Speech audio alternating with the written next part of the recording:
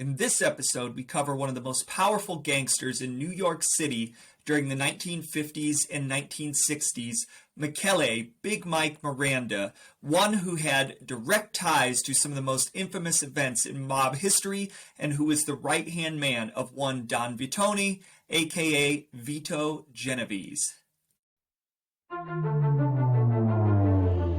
The legends of the American Mafia are woven into the fabric of American society and pop culture. We've all seen the movies or heard the stories of the men of this secret society. They are stories of family, power, wealth, respect, greed, betrayal, violence, murder, and mayhem. While the golden age of the mob may be over, the stories have become lore, and the names remain as infamous as ever. You're listening to the Members Only Podcast, hosted by history buff and mob aficionado Jacob Stoops. He tells the true crime biographies of real-life mobsters and dives deep into the plots, subplots, and real facts behind Cosa Nostra, as well as popular mob films and television shows. Viewer discretion is advised.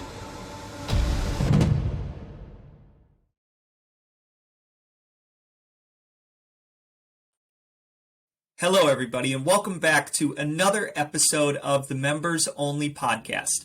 I am your host, Jacob Stoops, and I'm a longtime history buff and mob aficionado. Before we get into another in-depth mobster biography, I'd like to quickly say thank you so much to everyone that has followed along and watched my videos, left comments, and subscribed for updates. Speaking of comments, your comments, most of which have been incredibly positive, have helped me get the confirmation that I needed in order to continue to produce in-depth episodes. You've proven how astute you are from a knowledge standpoint, and I've been seriously impressed with your depth of understanding thus far.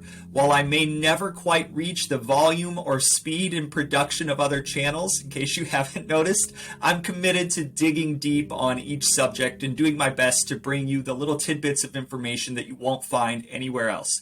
My focus will be on quality and not necessarily quantity, and my goal is to continue to live up to the standards you expect. Anyway, I just wanted to say thank you again for taking the time to watch or listen. It truly means a lot. As a quick reminder, I'd love it if you'd like and subscribe to my YouTube channel to get the latest updates as new episodes are released. Also, if you're someone that would rather listen to just the audio version, you can find my podcast on most podcasting platforms. If you enjoy the content, I'd ask that you please give me a good rating to help the show grow. All right, now on to the episode. As with previous episodes, I've done a ton of research on our subject today, Michael, Big Mike Miranda, and I think you're going to enjoy this deep dive into one of the most respected leaders in the history of the Genovese family, which some have called the Ivy League of the mob. Mike Miranda rose to the position of Consigliere in the 1960s, and while he isn't often the main focus of most mob-related conversations, he is someone that you'll see mentioned as a prominent secondary figure, or sort of the power behind the throne, so to speak. This mob heavyweight may have never reached the heights like his friend and family namesake Vito Genovese, but he had the respect of his men, and his word carried a lot of weight in the underworld and helped steer the family through periods of serious unrest and turmoil. Miranda's lasting legacy is as one of the men who was in the streets during the formation of the American Mafia, and personally as someone who had direct ties to some of the most infamous events in mob history while riding side saddle to his good friend Vito Genovese. After Genovese ultimately goes to prison in the late 1950s, Miranda becomes part of a shrewd three-man ruling panel of the family, and it is this group of individuals that are largely responsible for setting up the front boss structure that lasts for the next 30 to 40 years and truly baffles law enforcement's efforts to ascertain the true boss of the Genovese family until the 1990s, though even then they couldn't quite prove it. This shrewd way of operating is why the Genovese family has been called the Ivy League and why they have been the most powerful family in the American Mafia for quite some time. And Miranda was right in the middle of laying the foundation for their success as a family, despite the fact that the namesake was a fairly poor boss all in all. But before we get to that, there's a lot to cover, so let's get started by first digging into Big Mike's early life.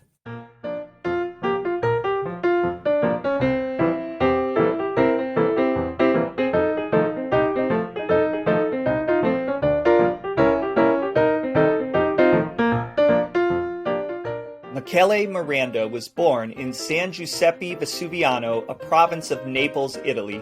Similar to Vincent Mangano, there are some conflicting records about his birth. A New York Times article that came out when Miranda died indicated that his birth date was July 26, 1891. However, federal death records show the birth year as 1892 or 1893, while his actual grave marker says 1892. What makes this even better is that his naturalization records from 1929 and 1932 suggest his birth date is 1896, so someone is not being truthful.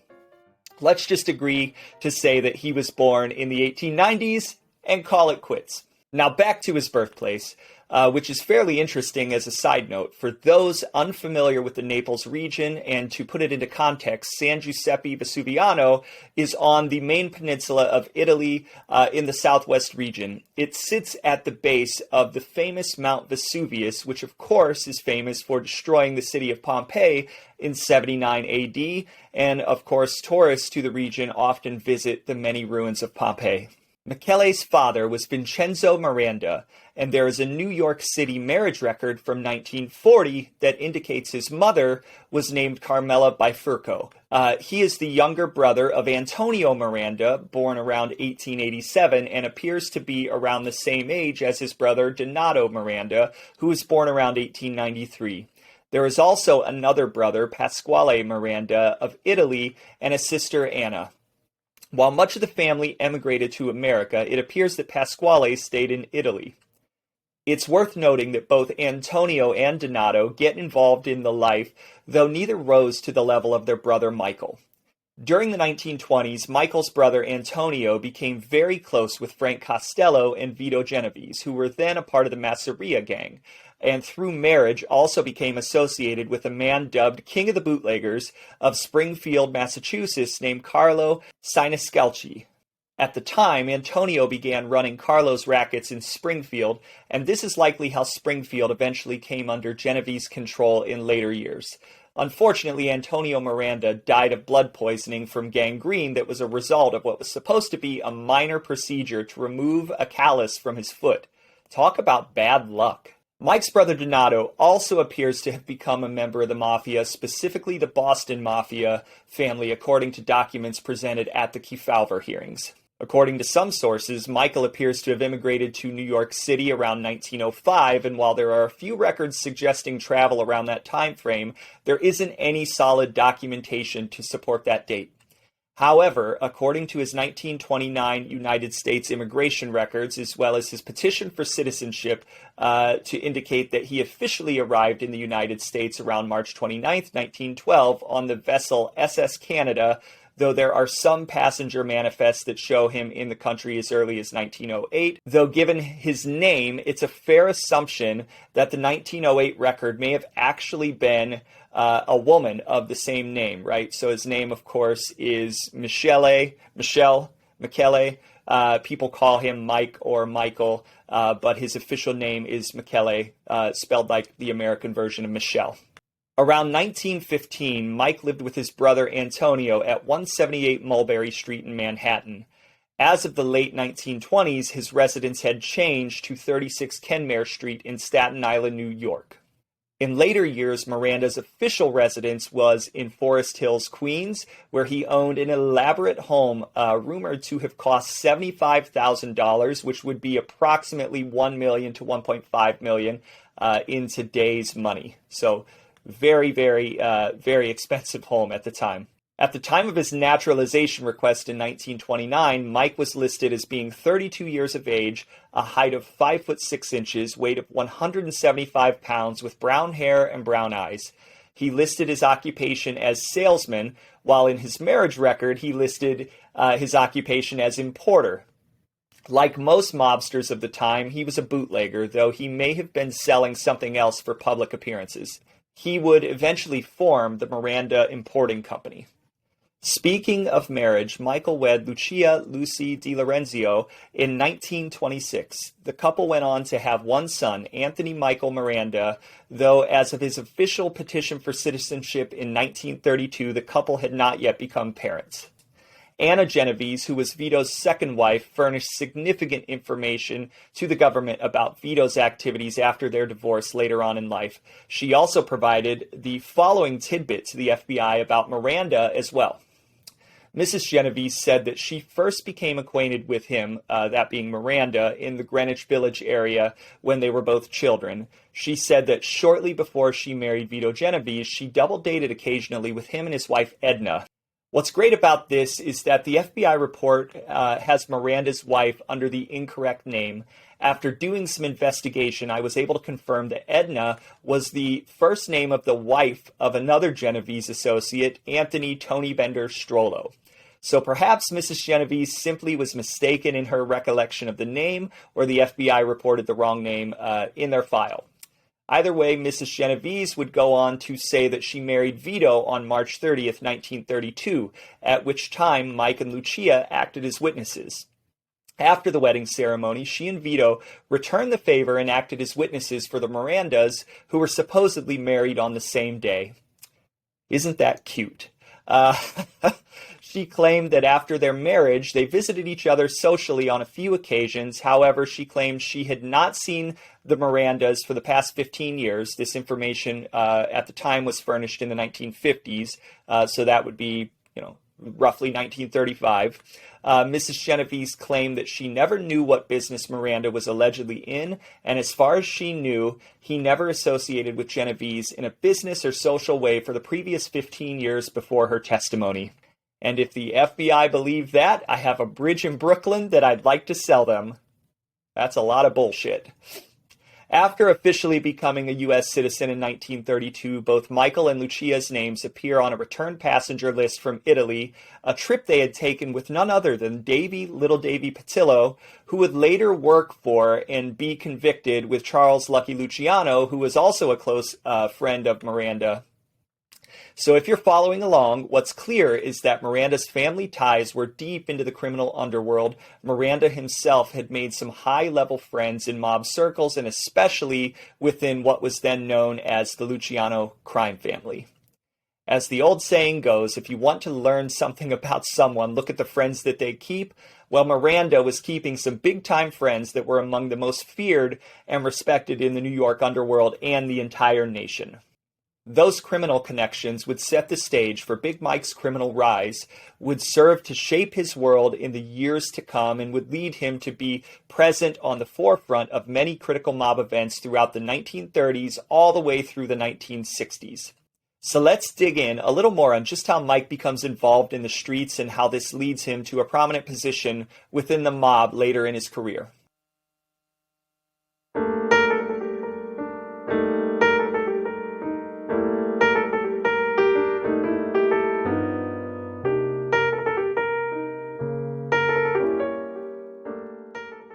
So as with many other Italian Americans around the turn of the century, the Mirandas immigrated to New York as the open-door immigration policies of the United States were particularly attractive for Italians, especially peasants who were looking to escape the economic and social hardships of the time.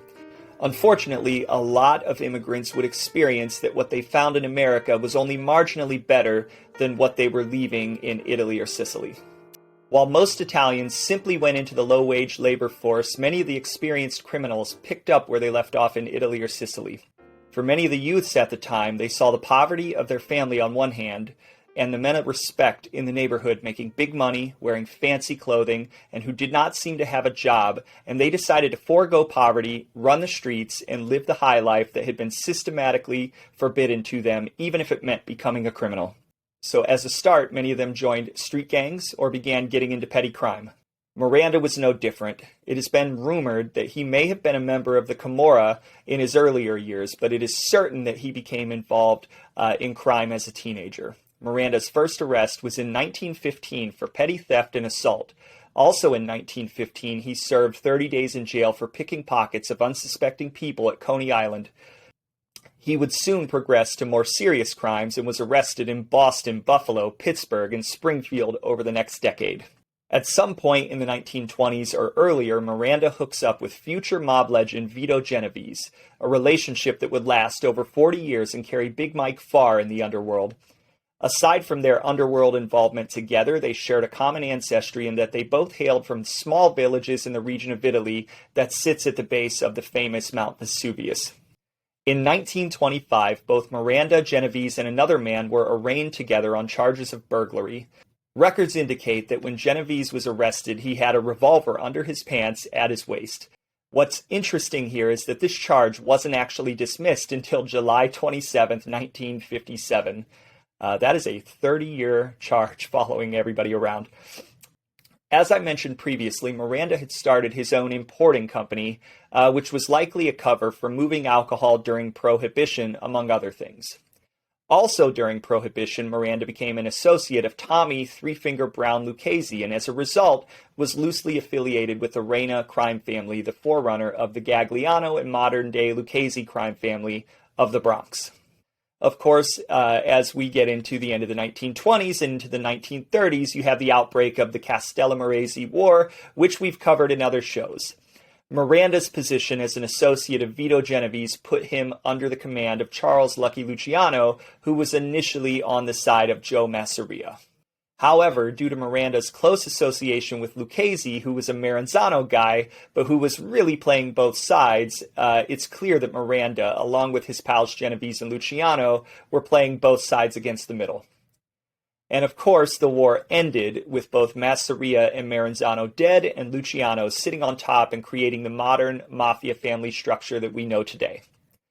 In 1931, following the end of the Castellamarese War, Miranda became even closer to Genovese, who was named the underboss of the Luciano crime family and became a made man or full member of that family. Miranda frequently acted as an enforcer for Charles Lucky Luciano and Genovese, and also did the occasional hit for the crime family.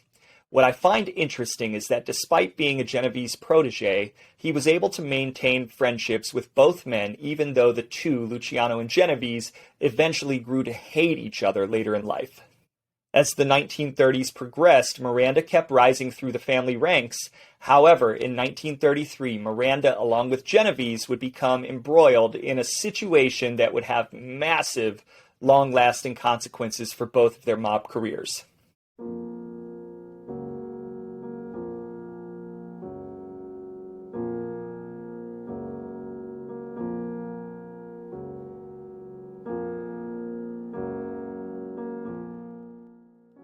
According to FBI reports, in December 1933, a low-level hood named Ferdinand the Shadow Boccia steered a wealthy merchant to Genovese and Miranda as a favor, and the pair relieved the unsuspecting man of roughly $150,000 to $160,000. The two-stage scam involved a crooked card game and a fake machine that supposedly made currency, but instead allowed Genovese and Miranda to pocket the cash. Now, you'd think the issue might have come from the rich man who'd lost the money, but the victim of the ruse already knew one of the two most important lessons in life, wisely choosing to eat his losses and keep his mouth shut. Look at me. Never rat on your friends, and always keep your mouth shut.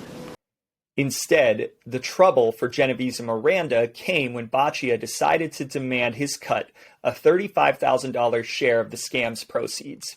Considering who he was dealing with, this was really fucking stupid. Boccia was already in the pair's doghouse and steered the sucker to Genovese and Miranda as atonement for holding up a liquor store that happened to be operated by a dear friend of Genovese, one Tony Bender Strollo. Robbing a guy like Strollo by itself is enough to get a person killed, but for some reason Genovese and Miranda had thus far let Boccia off the hook. So when Boccia became too insistent to the point of annoyance, Genovese and Miranda decided it would be much easier just to murder him and gave the contract to Miranda's crew. The setup of this contract has striking similarities to the murder of the character of Maury in the movie Goodfellas. Hey guys, I've been looking all over for you. Jimmy, Henry, how are you? Merry Christmas. Hey, listen, I need the money. Maury, relax, okay? Jimmy, I need the money. Relax. I'm relaxing, I need the money. I did what I had to do, I need the money. That's nice, Maury. Miranda then ordered a local knockaround guy named Ernest the Hawk Rapolo to set up both Boccia, as well as Boccia's accomplice in the liquor store heist, William Gallo, to be murdered. Ernie the Hawk Rapolo was originally brought to Miranda's attention by his close associate and fellow Brooklyn gangster Cosmo Gus Frasca. According to Rapolo in later testimony, Miranda said to him, "Frasca tells me you're a good boy, that you could do a good job. Shadow and Gallo are no good. I want you to put Gallo and Shadow on the spot so they can be killed." Rapolo, perhaps to show how tough he was, suggested to Miranda that he could do the deed himself, to which Miranda seemed disappointed, but told Rapolo to meet him at a restaurant on Mulberry Street near Kenmare Street. At that meeting, Miranda introduced Rapolo to Genovese as Don Vitone, or the Great Man. It was at this meeting that Vito demanded that if Rapolo didn't want to put Gallo and Boccia on the spot, that Rapolo would have to do this piece of work in the particular way that Genovese wanted. According to Rapolo, Genovese referred to Boccia as a cokey bastard and Gallo as a pimp bastard, so it was fairly clear that Vito had it in for these two punks. At the meeting's conclusion, Miranda told Rapolo to go back to Brooklyn, lay low, and keep in touch with him, Frasca, and George Smurra. After some time, Miranda took Rapolo to see another of his associates, Peter DeFeo. DeFeo then told Rapolo to kill Gallo and that Smurra, Frasca, and another man would kill Boccia. It was at this time that Rapolo was paid $175. Both Boccia and Gallo were so hated by the mob that Rapolo recalled Miranda telling him that the pair had to be murdered even if it meant the hitman had to cowboy them, meaning shoot them wherever they were found, even in the middle of Broadway. Court records would later suggest that on September 19, 1934, at either 533 or 553 Metropolitan Avenue, Brooklyn, a group of hitmen fulfilled the contract on Boccia by shooting him dead inside a Brooklyn coffee shop known as the Circolo Cristofo Club and Cafe. Rapolo later testified that on September 18, 1934, with the help of an old prison associate, Rosario Solly Palmieri, he took Gallo to Coney Island in order to fulfill the second half of the contract. They proceeded to wine and dine Gallo while they waited for word on whether or not Boccia had been killed. Rapolo was to be paid $5,000 for the hit on Gallo in total, with $1,000 going to his accomplice Palmieri. After spending the evening in a hotel getting Gallo drunk, Palmieri excused himself to find out what had happened to Boccia. Once they had received word that the Shadow had been executed, they got in their car to continue their evening and even made plans to go see a movie. As the men were driving to the movie somewhere around 14th Avenue in Bensonhurst, Rapolo pulled out his pistol, shoved it to Gallo's head, and pulled the trigger 3 times. Pretty damn dramatic if you ask me. The only problem was the gun misfired, which left the trio in what I can only imagine was the most awkward situation imaginable. As Rapolo would later tell investigators, a shocked Gallo turned to Rapolo, asked, "What the hell are you doing?" To which Rapolo replied, "Nothing, I'm only kidding with you, the gun ain't loaded." Now I don't know about you, but 99.9% of people's first instinct would be to get the hell out of there. And while I don't believe that most anyone deserves to be murdered, this story had me personally muttering, what on earth were you thinking? In the end, it's highly likely that William Gallo may have simply been too drunk to fully comprehend all the machinations that were going on around him. So instead of fleeing immediately, Gallo stayed and Rapolo excused himself to go drop off the gun at the home of his girlfriend after the joke had concluded. What Ernie the Hawk Rapolo actually did when he got to his girlfriend's place was to slather the mechanically defective and most definitely loaded gun as well as its firing mechanism with oil before going back outside again. Once outside, Rapolo, Palmieri, and Gallo continued their drive. Then suddenly, in front of 6603 13th Avenue in Bensonhurst, both Palmieri and Rapolo turned on the unsuspecting Gallo and threw 9 shots in his direction, 4 of which hit the mark. Both the shooters thought Gallo was dead. After the shooting, Rapolo and Palmieri dumped the wounded man on the street and fled. Miraculously, William Gallo had somehow managed to survive, likely because of Rapolo's poor eyesight, to which I wondered, maybe Rapolo should have chosen another profession. If you've never seen a picture of Rapolo, he's got an eye patch on. He apparently had wounded his eye in some other gunfight earlier on in his life, so he was really dealing with one eye. So I think he picked the wrong profession. Now, aside from not killing Gallo, Rapolo screwed up this hit in another way. Out of pure ruthlessness, Mike Miranda had allegedly ordered that Gallo was to be doused in gasoline after he was shot and set on fire, a part of the plan that Ruppolo also failed to carry out. The reason for this extra cruel step appears to be that Gallo, along with the previously murdered Boccia, had created such enmity within the underworld that the mafia wanted to exact this as additional punishment and as a warning for others.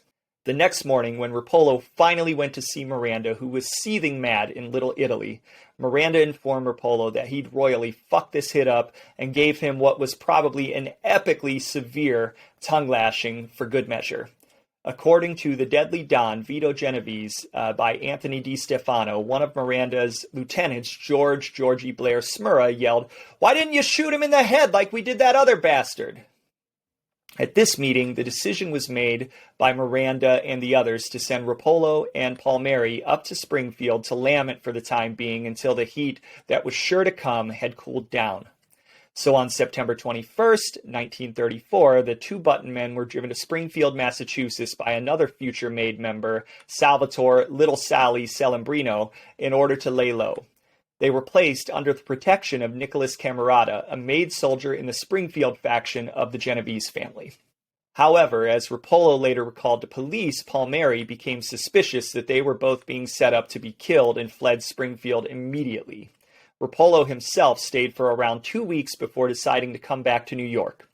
Unfortunately for Ruppolo and Palmieri, the case had not yet cooled down, and both men would be hauled in for questioning and eventually found guilty of assault in December 1934 after a reluctant Gallo fingered them as his shooters. They were each sentenced to terms of 12 to 20 years for first-degree assault. Ruppolo would end up serving 11 years' worth of prison time for the Gallo shooting. Apparently, there was some initial suspicion that both Genovese and Miranda were also involved in the Boccia hit, and 2 months after the killing, Miranda was charged in connection with the murder, and Genovese was hauled in for questioning as well. However, charges against both would eventually be dismissed for the time being, and 2 uninvolved individuals would wrongly be arrested and sentenced to prison. Seemingly insulated from the Boccia murder, both Genovese and Miranda both returned to their normal lives, with Miranda specifically dabbling in car sales in addition to other mob-related activities. However, their comfortability was short-lived, as at the time, New York Special Prosecutor Thomas E. Dewey was launching a full-court press against the mafia. With law enforcement scrutiny heating up and the threat of several potential rats to implicate them in the Boccia murder, both Genovese and Miranda decided to flee to Italy, where they would remain for approximately 10 years and until after the conclusion of World War II. At this time, Miranda told close associates that he'd be taking a vacation in Italy for a little while, and shortly thereafter, Miranda, now a fugitive, was spotted by FBN agents in Italy. So in essence, both Ruppolo and Palmieri were left holding the bag for Genovese and Miranda. For now. Though he stuck to the code of omerta and did his time without giving up Genovese or Miranda, Ernie the Hawk Ruppolo would eventually have a change of heart after getting jammed up in several other cases that threatened to put him in jail for an even longer stretch than he had already served. In 1944, Ruppolo's change of heart led him to become a government informant, at which point he began singing about many crimes, including the Boccia murder, which of course would come back to bite Genovese and Miranda in the ass a decade after the fact. As a result of Ruppolo's testimony, on August 7, 1944, a grand jury indicted Mike Miranda along with his mentor Vito Genovese, as well as Peter DeFeo, George Smurra, Cosmo Gus Frasca, and another man listed as John Doe, but with the alias of Sully, who we know was Palmieri, for the murder of Ferdinand the Shadow Boccia 10 years earlier. As I just said, the Sully in this case appears to have been a reference to Ruppolo's accomplice in the Gallo shooting, Rosario Sully Palmieri. The aforementioned indictment charges the 5 men as follows. Defendants on or about September 13th, 1934, in the county of Kings, willfully, feloniously, and of malice aforethought, shot and killed Ferdinand Boccia with firearms. Court records indicate that on August 2nd, 1944, Vito Genovese was placed under arrest in Italy. After some time in custody, he was returned to the United States, where he was arraigned in Kings County on June 3, 1945, at which time he entered a plea of not guilty.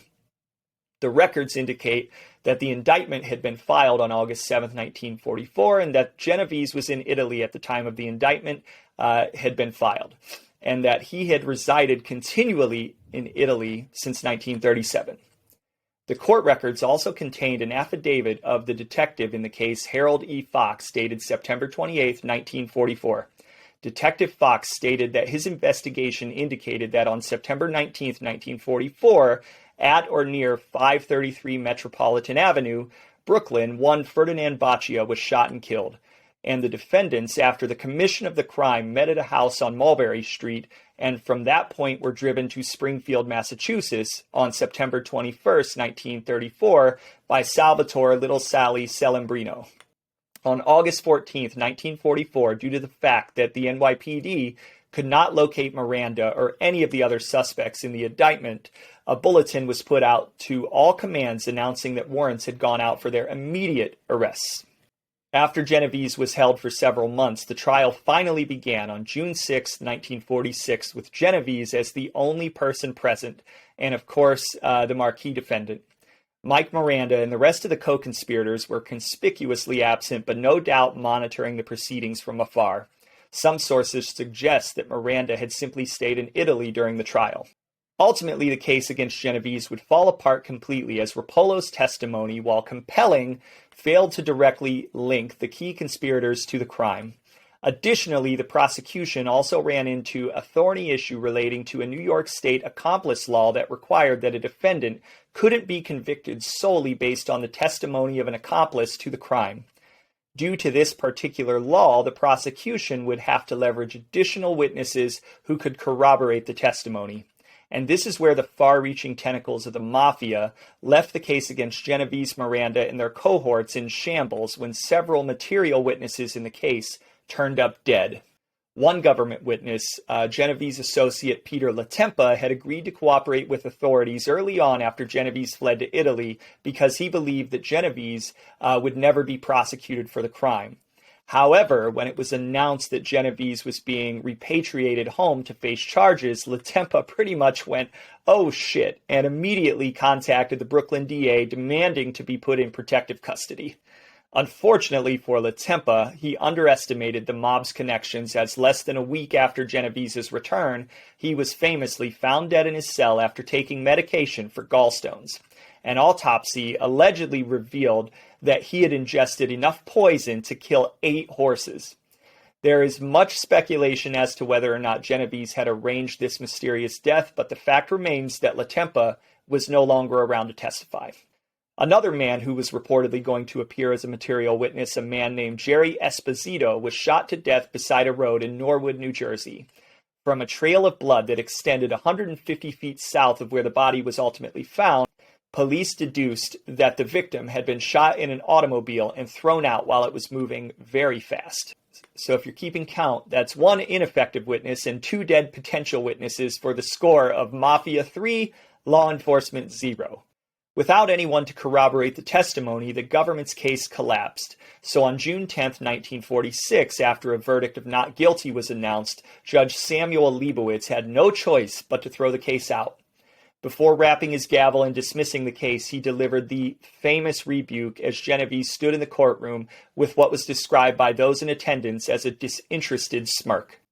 "You are always just one step ahead of Sing Sing and the electric chair. You and your criminal henchmen have thwarted justice time and again by devious means, among which were terrorizing of witnesses, kidnapping them, yes, even murdering those who could give evidence against you. I cannot speak for the jury, but I believe that even if there was a shred of corroborating evidence, you would have been condemned to the chair." Let's bring this all back to our subject, Big Mike Miranda. Still in Italy, Miranda watched events with great interest, and 3 months after the case fell apart against Genovese, he decided to take his chances by returning to the United States from exile and surrendering himself at the Brooklyn police station. After Miranda turned himself in, prosecutors found that there was no additional corroborating evidence against him, and in January of 1947, the charges against him were dismissed. He walked briskly out of the courtroom after spending just 5 months in jail.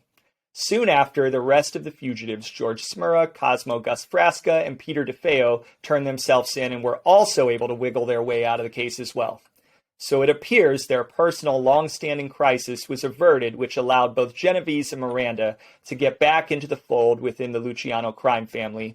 Of course, as time goes on, the freedom attained from beating this case set the stage for Genovese and Miranda to go on to influence events that would have far-reaching impact on the American Cosa Nostra.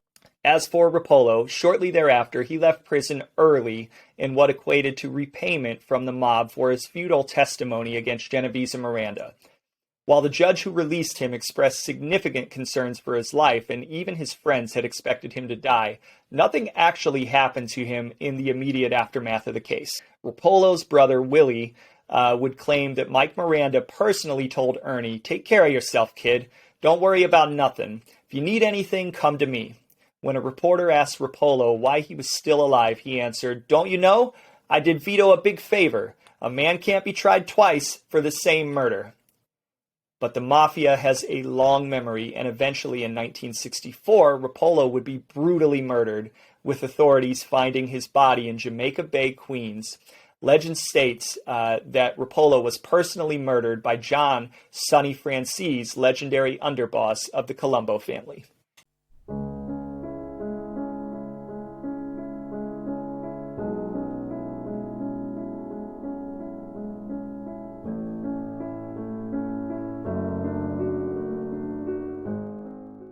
And so at some point in the late 1940s, after the issue with the Boccia murder had been resolved, Miranda was promoted to capo regime within the Luciano crime family. His crew would go on to become a stalwart within the family who would be leaned upon heavily in the years to come, and many of whom would rise into the leadership ranks in their own right. Some of the members directly in Miranda's regime, or who he had close ties with, were as follows.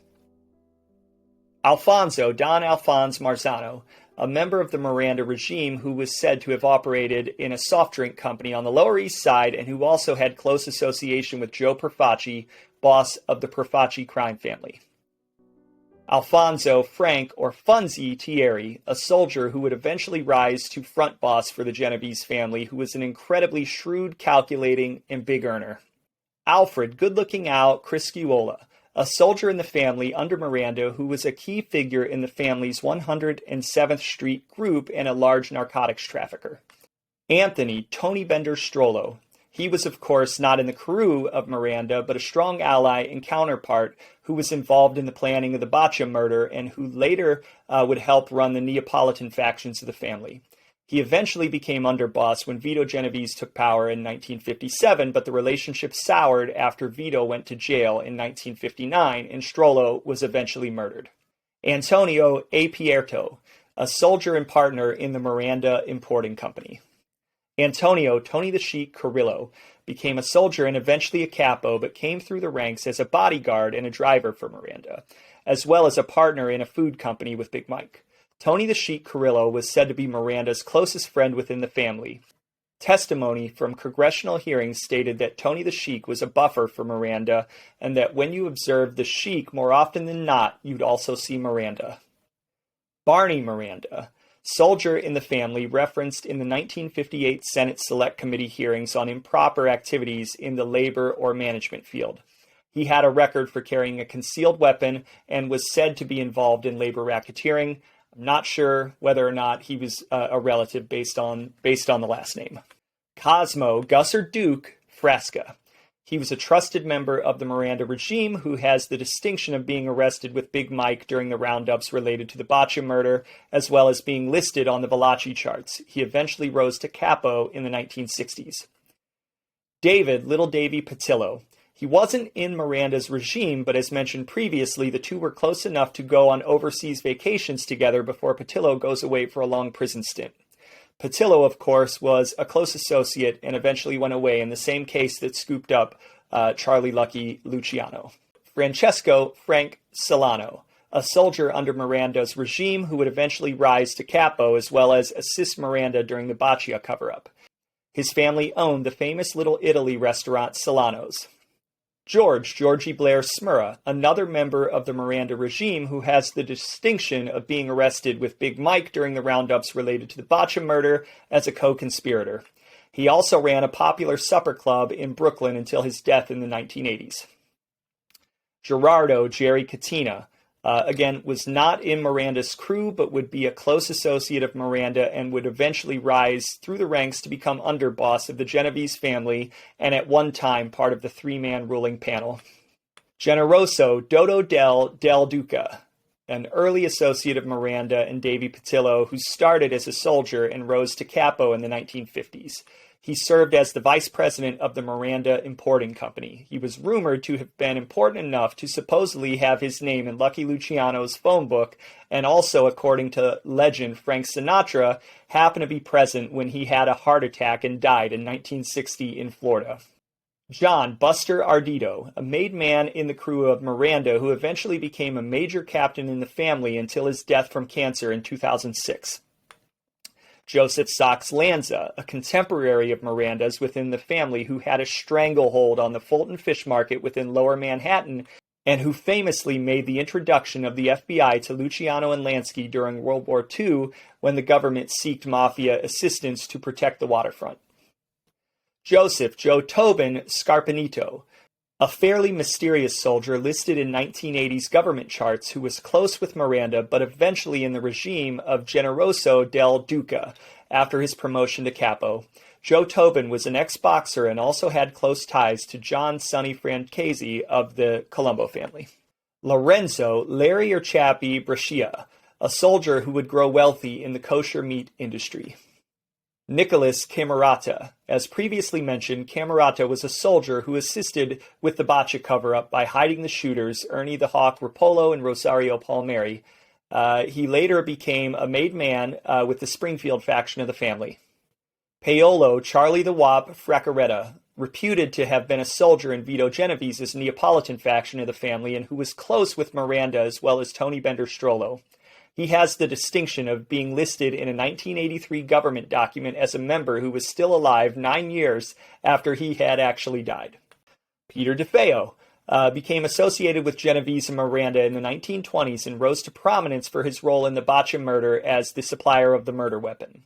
He eventually got made and became a capo in the 1950s. He ran his crew well into the 1980s and died in 1993.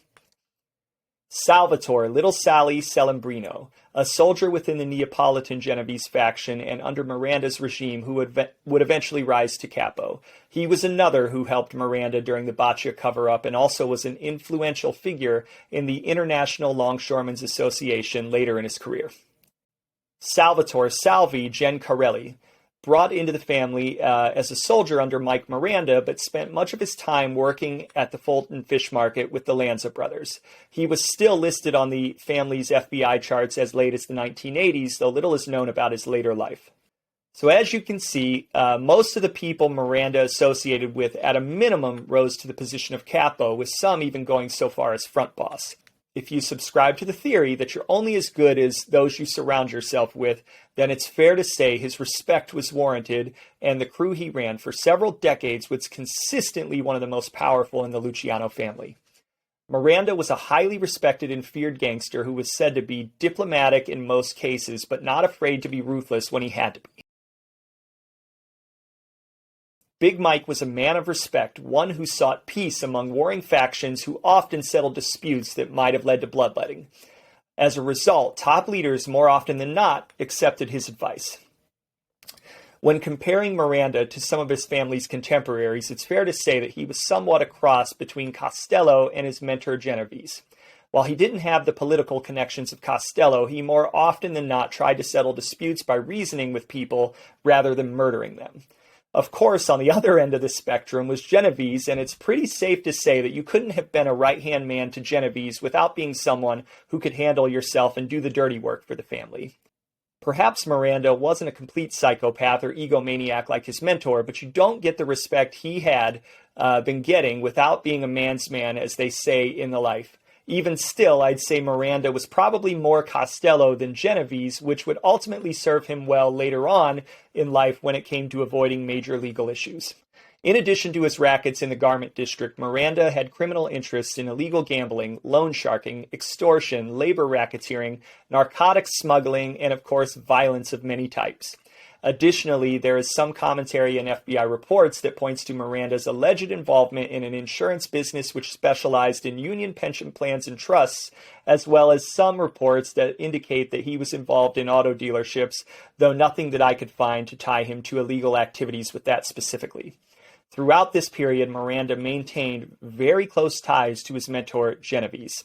In fact, Big Mike Miranda had become important enough that he was part of the New York contingent of mafiosi to attend the famous Havana conference in 1946. And it's interesting, if you consider the timeline, this conference takes place in 1946, while he is still in exile.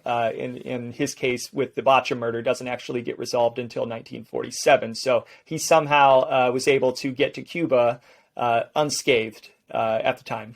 This particular Mafia summit, though Mike would be involved in another more infamous one later in his career, was a historic meeting of Cosa Nostra leaders from across the United States arranged by Charles Lucky Luciano at the Hotel Nacional in Havana, Cuba. The conference was to discuss a number of important mob issues, to plan new rackets, set future Cosa Nostra policies, as well as review business interests. Some of the specific topics included setting up the global narcotics trade, routes that are really still active today, the reinstitution of the boss of bosses title as a way for Luciano to fend off Genovese's ambition and advances, as well as what to do about Benjamin Bugsy Siegel in Las Vegas, who was believed to be stealing money from the mob. The attendee roster for the Havana conference was a who's who of the early mob, and Miranda's presence signaled the growing respect that he had within Cosa Nostra at the time. One of the big things I wonder about this conference is where Miranda was during the alleged situation that occurred between Vito Genovese, Lucky Luciano, and Frank Costello. At the time, Costello was leading the family as acting boss, which had been Vito's role after Luciano went to prison and before he himself had to flee to Italy to avoid prosecution in the Boccia murder. But Luciano was still influencing events as the official boss from afar. When Vito came back into the fold, he did so with a whole lot of resentment towards Luciano and Costello especially. Tension between Luciano and Genovese specifically had been brewing for some time. At the end of the conference, the strain between Luciano and Genovese allegedly reached a boiling point. According to the book, The Last Testament of Lucky Luciano, in a meeting with Luciano in his room at the Hotel Nacional, Genovese informed him that the U.S. government knew that Charlie was in Cuba and was pressuring the Cuban government to expel him. To take it a step further, Genovese explained that since Luciano was going to have to return to Italy, he should just go ahead and turn over the leadership reins of the family to Genovese and retire. As you can imagine, this was the wrong thing to say, and it royally pissed off Luciano. Positive that Genovese had tipped off the U.S. government to his presence in Cuba, Luciano finally snapped and proceeded to beat the living shit out of Genovese. The beating broke 3 of Vito's ribs, and it was 3 days before Vito could travel again. It was said that when Genovese felt better, Luciano and Albert Anastasia put him on a plane to the United States with a threat to kill Vito if he ever mentioned the incident to anybody. Now, in terms of mafia rules, Lucky had broken a big one by violating the rule not to raise hands to another member. Then again, sometimes the mob's rules are more like guidelines to be used when it suits certain ends. Either way, I don't think Genovese would have wanted this to get out either, as it may have hurt his reputation. Unfortunately for Luciano, the New York City papers eventually got wind of the fact that he was in Cuba, and the news led the United States government to essentially force Cuba into deporting Luciano to Italy by threatening to withhold important medical supplies as well as humanitarian aid. In the midst of all this tension is Miranda. He's highly respected, but definitely in Vito's camp as his right-hand man. It's likely that he was aware of the tension between Genovese, Luciano, and Costello, and maybe even felt some ill will himself. More than that, it's also likely that he knew either right away or not long after Vito got his beat down. So how he managed to stay neutral and all of that without getting clipped as a Genovese supporter is beyond me. In fact, though I have no proof, it's likely that Miranda was heavily involved in some of the backroom dealing and treachery later on when Vito ultimately makes his play for power. In reality, the focus of most historians looking back tends to be on Genovese and the moves that he was making at the time. And it's actually pretty rare to consider what the men who were with Vito were also going through and how they played a role behind the scenes in the mafia politics of the 1940s and the 1950s. Anyhow, it's just some good food for thought, which leads us into the larger situation going on in New York in the late 1940s and 1950s. So as the 1940s wore on, the New York underworld again became a tangled mess of shifting alliances, plots, and subplots, all of which eventually would cause the simmer to become a boil. One of the best descriptions of the political conditions in the underworld at the time comes from Joe Bonanno's book, Man of Honor. Say what you will about Bonanno, but I think it's fair to say that he really does a great job of illustrating the complexity of the situation in New York and the declining climate and rising tensions at the time. I never saw Luciano after he was convicted and sent to prison. His position as father of one of the New York families was taken over by Frank Costello. Vito Genovese, a member of the same family and the only other man who could have challenged Costello for the top spot, was not around to complicate Costello's life. Vito had fled to Italy after being charged with murder in the U.S. Costello was a suave and diplomatic man. His skill at cultivating friendships among politicians and public officials was such that it earned him the nickname the Prime Minister. He preferred to settle arguments at the conference table rather than in the streets. Despite his moderate ways, Costello knew that to survive in our world, a man has to be versatile, and thus Costello was not without his muscle. In the 1940s, Costello's strong arm was Willie Moretti, the man who had bailed me out of a detention center when I came to this country in 1924. In the 1920s, Willie was under the influence of my cousin, Stefano Magaddino. Later, he moved to New Jersey and joined Luciano's family. Willie was an exuberant man, colorful, quick to act, and not afraid to speak his mind. One of the reasons Costello relied on Moretti was to foil any lingering ambition Vito Genovese might have to become father. Vito resurfaced in the mid-1940s when murder charges against him were dropped, clearing the way for him to leave Italy and return to the volcano. In his book, you'll see it. The volcano is what Joe Bonanno calls New York City. For a while, Genovese acted dutifully toward Costello, but trouble was brewing. If Costello was often seen in the company of Moretti, Genovese was now seen in the company of Tommy Lucchese, who belonged to a different family. Meanwhile, Albert Anastasia, from yet a different family, was known to like Costello, but Carlo Gambino, in the same family as Anastasia, was very close to Lucchese. These inter-family alliances were common in New York as no place else and complicated all of our lives. By the late 1940s, New York City was like a firecracker that could go off any time. And the fire would be lit on October 4th, 1951, when Genovese first engineered the assassination of Costello's underboss, Willie Moretti, who'd been suffering from advanced syphilis. Supposedly, Genovese convinced the commission to authorize the hit on the basis that it was a mercy killing due to the effects of the disease and the fact that Moretti had been on record with the Kefauver Commission as being somewhat open and even playful in his testimony. The fear was that he'd continue to spill the beans, or so they say. In reality, this was a well-timed, politically deft maneuver by Genovese to slowly erode Costello's power, and so one by one, Costello's key allies would be removed either by death, jail, or deportation until he was the only thing standing in the way of Genovese's ambitions to become boss of the Luciano family. Finally, on May 2, 1957, Genovese ordered the assassination of Luciano family boss Costello, and it was undertaken by future boss Vincent the Chin Gigante. While the hit attempt ultimately failed, the result was the same. Frank Costello soon retired from the family, leaving Genovese in control. Soon thereafter, Genovese named Gerardo Jerry Cattina as underboss and Mike Miranda as consigliere, making him the number 3 man in the newly renamed Genovese family.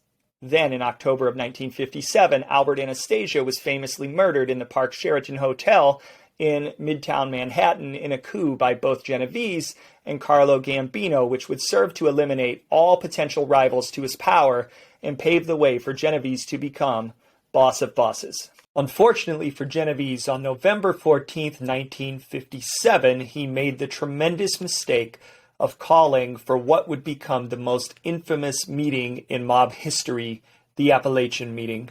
This meeting was a historic summit of the National Syndicate of the American Mafia held at the home of mobster Joseph Joe the Barber Barbera in Apalachin, New York. The Apalachin meeting was called by Vito Genovese primarily to discuss the recent upheaval in New York and to allow both himself and his co-conspirator Carlo Gambino to present a defense for their actions, as well as make the case to name Carlo Gambino the new boss of the Anastasia crime family. The meeting was attended by over 60 other Cosa Nostra bosses from around the country and from the Genovese family, Vito himself, as well as the subject of this episode, Mike Miranda, along with compatriots Jerry Catena and Salvatore Charles Chiri. FBI reports state that Genovese flew to the meeting with fellow mobsters, including Philadelphia boss Joe Ida, Mike Miranda, Gerardo Jerry Catena, and an unnamed associate of Ida's. They departed for the meeting from a Newark airport and arrived in Binghamton, New York, where a car was waiting to drive them to the Barbera residence. To Genovese's great embarrassment, the historic meeting was raided by local law enforcement, resulting in Miranda, Genovese, Catena, and about 60 other mafia bosses being apprehended by federal agents while fleeing the property. Miranda specifically was one of 3 men found and captured in a cornfield while attempting to flee on foot. As the story goes, police identified the men coming out of a cornfield just down the road from a blockade and had to fire several warning shots, at which point Miranda and his Confederates came out of the cornfield with their hands up. One part of the FBI report that I found hilarious and believed to be mostly untrue was this bit of testimony from Genovese on what transpired after he arrived at the Barbera estate. Genovese said that he went directly to the barbecue pit and had a steak sandwich and a bottle of soda water. Ida and another man left him at the barbecue pit for approximately 20 minutes and then returned, stating that the host, Joseph Barbera, had a heart attack and was seriously ill. Genovese testified that he saw approximately 50 individuals on the Barbera grounds, however, did not know and did not speak with any of them other than those set out above. He said that since the host was ill, Ida and the other man suggested that all return to New York. And again, the other man, the name is redacted. At this point, he was introduced to Russell Buffalino, who offered to drive all of them to the Newark airport. Genovese said that they left the Barbera residence approximately 1 p.m. and arrived at the Newark airport approximately 6 p.m. or 7 p.m., where Ida picked up his car, which he had previously left, and drove Genovese to his home in Atlantic Highlands, New Jersey. So I guess that's all just one big coincidence, according to Genovese. I've got another bridge to sell you if you believe that too. The names of the individuals who attended the Apalachin meeting were read to Genovese, and he denied knowing any of them in a business or social manner other than those set out above. As a result of the meeting, Big Mike Miranda faced intense questioning, but had an airtight alibi, simply saying he was there to visit a sick friend, which was the standard line that most of the attendees fed to the authorities. Not satisfied with the response, the authorities asked him about the murder of Anastasia, as well as the reasoning for the Apalachin conference, but Miranda refused to speak of any details of the meeting to law enforcement. His relative silence on the matter earned him 2 years in jail for obstruction of justice. Some additional commentary on the meeting was later provided by an FBI informer classified as T4 in their report. On January 17, 1958, the source advised the FBI that Joseph Profaci, Vito Genovese, and Mike Miranda were, in his opinion, the 3 highest-ranking top hoodlums present at the meeting. The informant went on to say that by virtue of their power and position in the underworld, he considers these 3 to be responsible for making many of the top-level decisions in regard to the criminal operations on the East Coast. To go along with these reports, there are additional statements from other informants dating back to as early as 1954 that state Miranda, along with Genovese and Albert Anastasia, were among the 3 highest rulers of the underworld's affairs. Since Miranda himself was not actually a boss, this just goes to show the level of respect and the perception of those in the life of the power that Miranda held at that time within the underworld. Another report dated around that time, this one out of the Star Journal from November of 1957, targeting readers following the goings-on in gangland, were told that the Queens District Attorney was looking into the activities of Miranda and another man who had attended the mobsters' convention in Apalachin, Joseph Rosado of Jackson Heights. "We have evidence," the district attorney said, "that the mobs are trying to move in and we intend to stop them quick." Michele, Mike Miranda of Forest Hills, who was a delegate to the recent Hoods convention in Apalachin, New York, was summoned to O'Connor's office yesterday. Miranda took the fifth when O'Connor's questions probed sensitive spots and the district attorney finally gave up for the time being. O'Connor did not go into details, saying that he did not want to tip his hand. He indicated that Miranda is a likely subject for the special rackets grand jury and said that he will be called back for more questioning. Miranda was picked up at 1:30 p.m. at an automobile agency in Manhattan where he works. A veteran of numerous police quiz sessions, including the Frank Costello shooting and the Albert Anastasia killing, Miranda took this one in stride. He expressed a little annoyance at the number of press photographers present. "What is this, a big show?" he snapped. Assistant DAs Francis X. Smith of Sunnyside and Howard Steve of Kew Gardens Hills did the questioning. After he left, Smith reported that Miranda answered questions about his name, address, and occupation. However, a question about other sources of income caused Miranda to invoke the Fifth Amendment. It was learned that Miranda came to this country in 1917 and is a naturalized citizen. He has a 25-year-old son who is an insurance salesman. Never convicted of a crime despite numerous arrests going back to his pickpocket days at Coney Island, Miranda presents a mild appearance with his bald head, medium stature, and neat conservative clothes. On the way to the DA's office, Miranda chuckled when a detective alluding to his 1950 automobile said, "Mike, you'd never have made it to Apalachin in this car." In July of 1958, both Genovese and Miranda were called before the U.S. Senate to testify before a select committee probing illegal and improper activities in labor relations in certain industries, notably the garment industry. These hearings were famously chaired by John L. McClellan, Senator John F. Kennedy, future president, as well as Robert F. Kennedy as chief counsel. But both men held strictly to the code of omerta, giving nothing away in their testimony and leaving a frustrated McClellan to chastise both men, saying that they were despicable and that their refusal to cooperate had dishonored those who had sacrificed their lives for the freedom of American society. Even so, Genovese's luck was about to run out.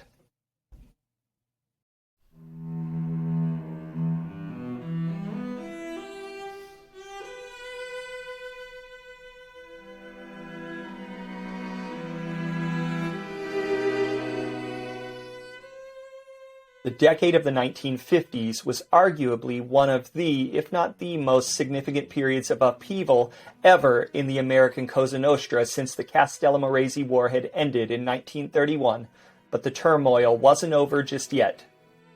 As it turns out, Vito Genovese's time on the street as boss of the family he so desperately wanted to lead was very short and ended with a double cross and a relative whimper. In 1958, Genovese was indicted on narcotics charges and sentenced to 15 years at the Atlanta Federal Penitentiary in Atlanta, Georgia. I won't get deep into what happened here, but I'll say that most mob scholars will agree that the case itself was a setup engineered by the United States government in collaboration with Vito's enemies as payback for his past misdeeds. After exhausting all his appeals and a bizarre incident where the lead witness in his case periodically recanted his testimony, Genovese began serving his sentence in 1960. Despite the circumstances, and while most will assume that Vito knew he was going away for life after the pinch, if you read Vito's FBI papers after his arrest, it was clear that he believed he was going to be released at some point to come back out and run the family on the street again.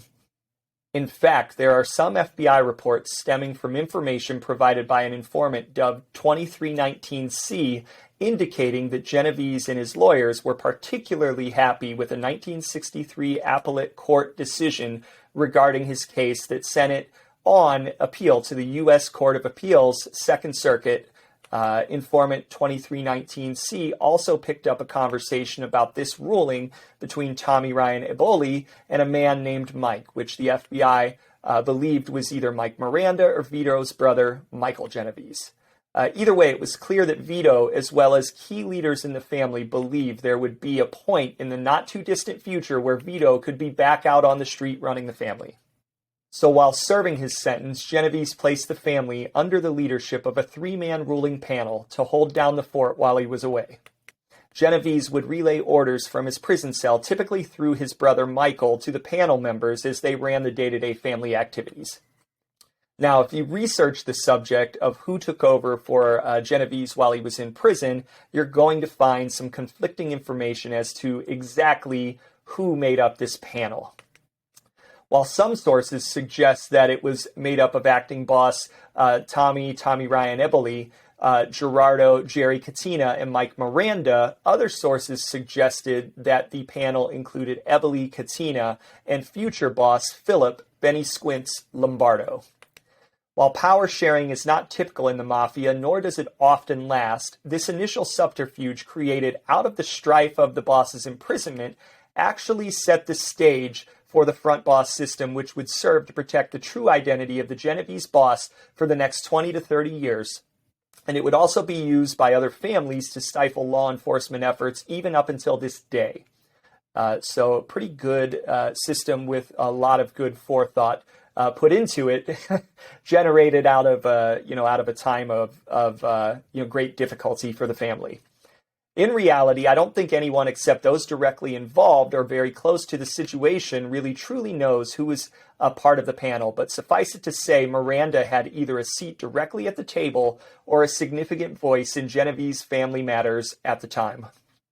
Let's set the stage for what's going on between the 5 families in the immediate time period right after Vito goes away.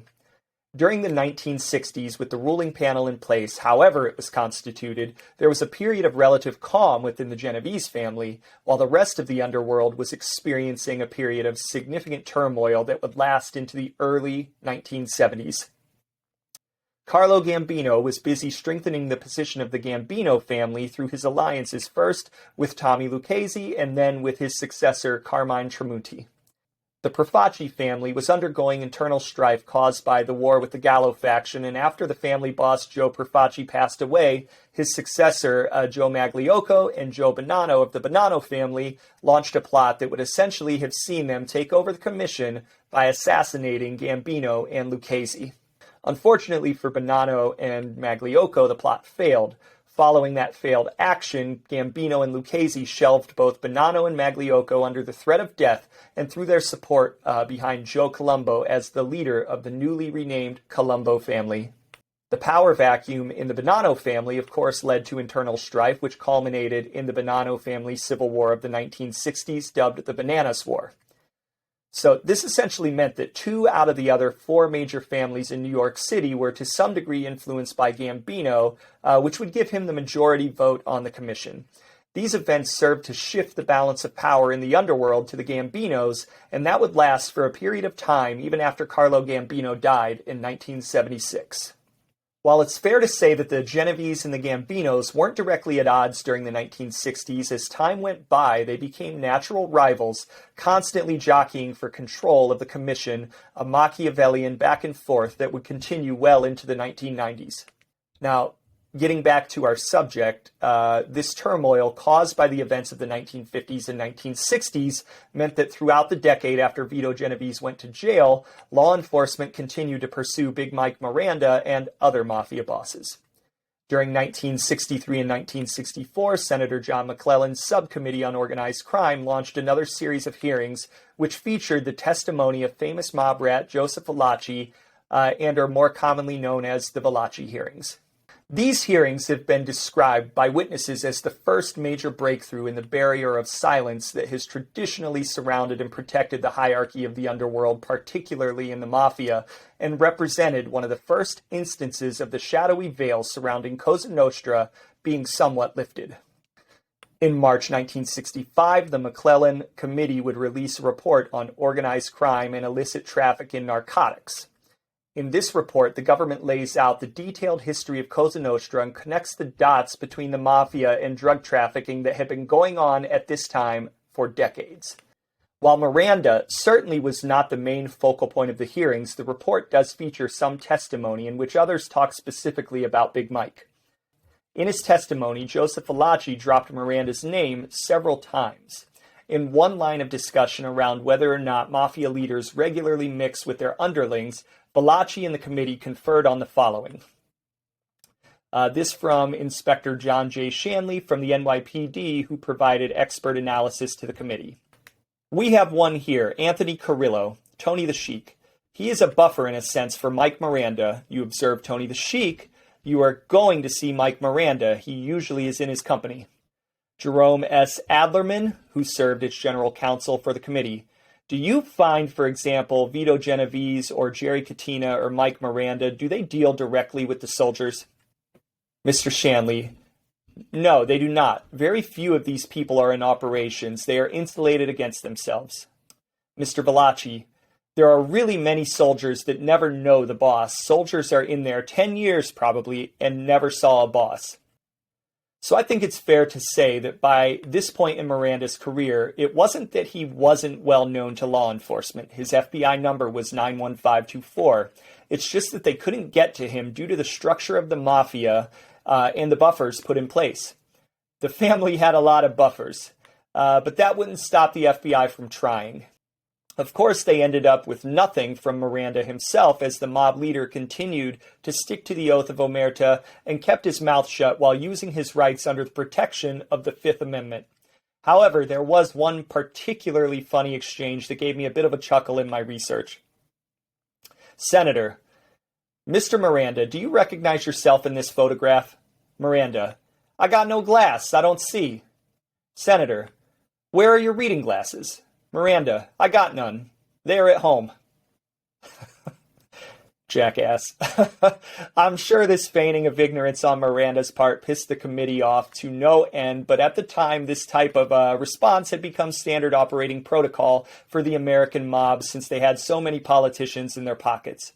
Though it would eventually change, as long as they all stuck together and held to the oath, they were nearly untouchable. As the FBI put it in the many memorandums concerning the mafia, Mike Miranda was considered one of the most powerful gangsters of the 1950s and 1960s, both within the Genovese family as well as the entire country. And as you'll see, this certainly makes him a viable candidate to take over control of the Genovese family when his boss Vito Genovese went to prison. To continue the theme of significant law enforcement pressure, in October 1965, the New York Police Department arrested Miranda and Ebeli for parole violations of consorting with known criminals, but all the men were released within a week. Then on September 22, 1966, Miranda and 12 other high-level mafia members, including bosses from New York, New Orleans, and Florida, were arrested in the La Stella restaurant in Queens, New York. Others arrested were Ebeli, Carlo Gambino, Carlos Marcello, the boss of New Orleans, Santo Traficanti, the boss of Florida, Joe Colombo, Emilio, Mr. Neil Delacroce. The men were fingerprinted, strip-searched, photographed, and then held as material witnesses. Miranda was once again charged with consorting with known criminals, and each man had to put up $100,000 bail, a total of $1.3 million for all 13 men. And that's in 1960s money, so that is a lot of money. According to FBI reports, press accounts of this raid reflect that a high police source stated that the poor man's Apalachin party was convened at the direct command of the unnamed subject and Michele Miranda, a top hoodlum of the New York office, primarily to discuss the disturbing intrusion of outside elements of what used to be a well-organized racket setup. According to Selwyn Robb's book, Five Families, The Rise, Decline, and Resurgence of America's Most Powerful Mafia Empires, the arrest resulted from a routine tale of Miranda, who had followed him to the restaurant. While staked out, the cops were astonished to see the pride of the American Mafia arriving separately and entering the restaurant. After the arrest, the high police source also claimed to have said that certain members of the Little Apalachin group had been seen visiting Miranda since his confinement in City Jail, New York City, for failure to answer questions about the Apalachin meeting. The Central Intelligence Section, New York City Police Department, who led the raid on the luncheonette, has advised that the police department had determined that the luncheonette was a hangout for certain members of the original element. The CIS stated the purpose of the raid was to determine the identity of the individuals who were there and their criminal activities, and that actually no meeting of any kind appeared to be going on at the time of the raid. They were just having dinner. and they all happened to be congregated together. So the police kind of got lucky. He said the only connection he knew of between those arrested and Genovese or Miranda was the fact that Antonio, Tony the Sheik Carrillo, who visits Miranda at the New York City Civil Jail, frequents the luncheonette and associates with various individuals who were there at the time of the raid. He said that many of those arrested are associates of known hoodlums throughout the New York area. The source stated that to his knowledge, none of those arrested have visited Miranda since the latter has been in jail. So there are conflicting reports as to who was or was not visiting Miranda while he was in jail after the La Stella bust. All in all, the La Stella restaurant bust and most of the other actions of law enforcement during this time period in actuality ended up having very little effect on the mob's operations despite the level of publicity they received at the time. Miranda and the other bosses didn't end up doing really any significant prison time save for small bits in jail, after which they were released when charges couldn't be brought against them. By the end of the 1960s, the golden era of the mob was still in full swing, and the Genovese family was poised for a change at the top for the first time since Vito Genovese usurped power back in 1957.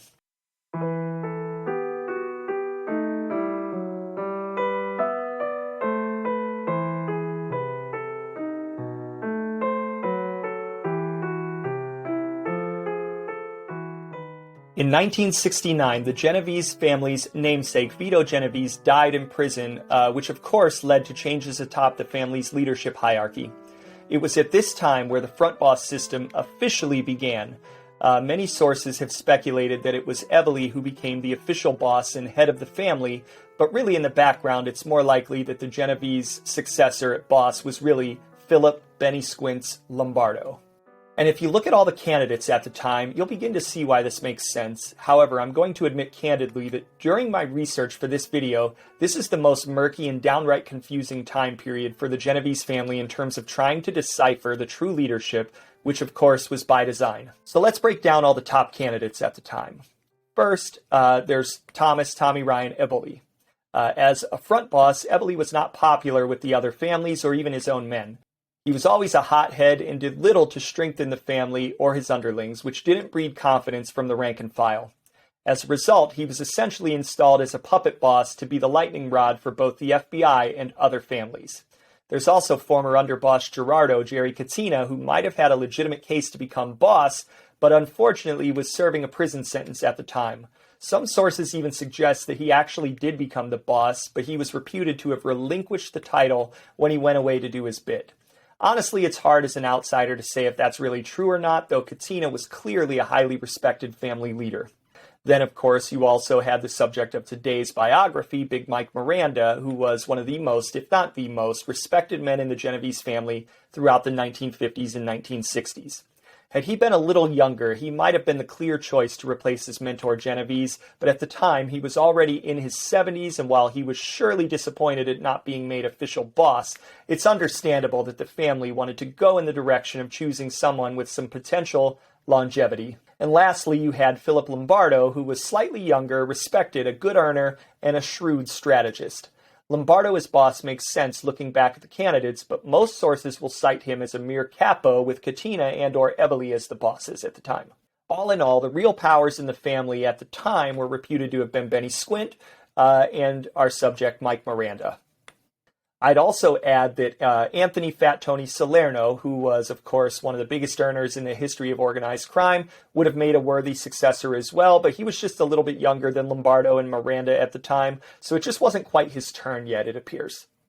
Tommy Ryan Eboli didn't end up lasting very long as front boss.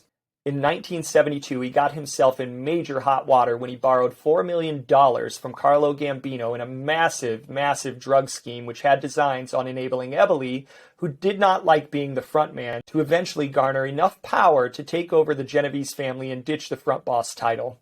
However, when Eboli failed to pay back his debt, Gambino orchestrated his murder. This just goes to show the power that Gambino was wielding at the time, as he didn't hesitate to have a major leader within a rival family whacked out. After Eboli's death, the Genovese family created a second ruling panel with Katina and Miranda, along with actual family boss Philip Lombardo, calling the shots. To continue the strategy of insulating the boss, they installed the next in a series of front bosses, one, Frank Funzi Thierry, who was a major powerhouse in his own right within the Genovese family, and of course, as I mentioned, former member of Miranda's crew. As previously mentioned, the strategy of creating a subterfuge by not truly letting anyone know who the real boss was enabled the Genovese family to thrive well into the late 1980s and beyond, with even other mafia families not fully knowing who was 100% pulling the strings behind the scenes. I'd also add that by sharing the power in decision-making, the Genovese family ended up having the greatest level of alignment for the battles that eventually came when law enforcement got its act together in the 1980s. It's quite amazing that all of the family's leadership, even the front bosses, were able to put egos aside and put Cosa Nostra, sometimes at their own expense first, when other families were often beefing over power, position, money, and who knows what else. It's this series of moves that is the basis for why the Genovese family is known today as the Ivy League of the Mafia. And our subject, Mike Miranda, played a significant role in the success that the far-reaching plan assured for the family in the following decades, even though he wouldn't be around to see the end result years down the line.